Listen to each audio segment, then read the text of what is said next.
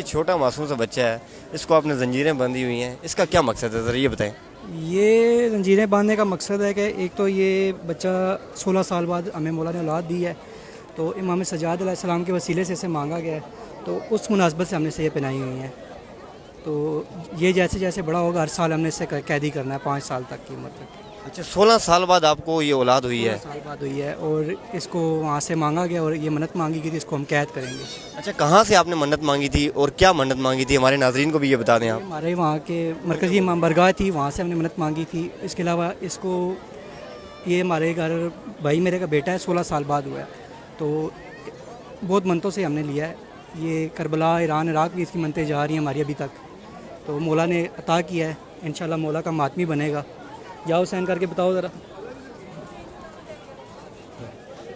अच्छा, क्या नाम रखा है इसका आपने? नाम भी हमें वहीं से आया, अली रज़ा अब्बास।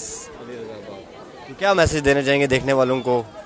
देखने वालों को यही मैसेज देना चाहेंगे कि आज़ादारी इमाम हुसैन हमारे लिए एक बहुत बड़ा तोहफ़ा है, हमें इसका ख्याल रखना चाहिए और ज़्यादा से ज़्यादा ये जो जुलूस में रोडों पे गन वगैरह फेंकते हैं, इस चीज़ का एहतियात करें कि ये हमारे लिए है, हमारा मुल्क है, हमें इसको साफ़ सुथरा रखना चाहिए और आज़ादारी करनी चाहिए। अच्छा, ये कितने साल आप इसको इस तरह बांध के रखेंगे जंजीरों में? ये इंशाल्लाह 5 साल तक, अभी इसकी उम्र 3 साल है। अच्छा, ये स्कूल जाएगा तो इसी तरह जाएगा? इंशाल्लाह स्कूल भी इसी तरह जाएगा? में स्कूल भेजते ही नहीं है बच्चों को। अच्छा, सिर्फ मुहर्रम में आप इसको इस तरह? ये 10 मुहर्रम तक। अच्छा अच्छा, सिर्फ 10 मुहर्रम तक इस तरह रखें। जी जी 10 मुहर्रम। और कोई मैसेज? बस यही मैसेज है कि आज़ादारी करें और साथ अपने मुल्क की खातिरदारी करें।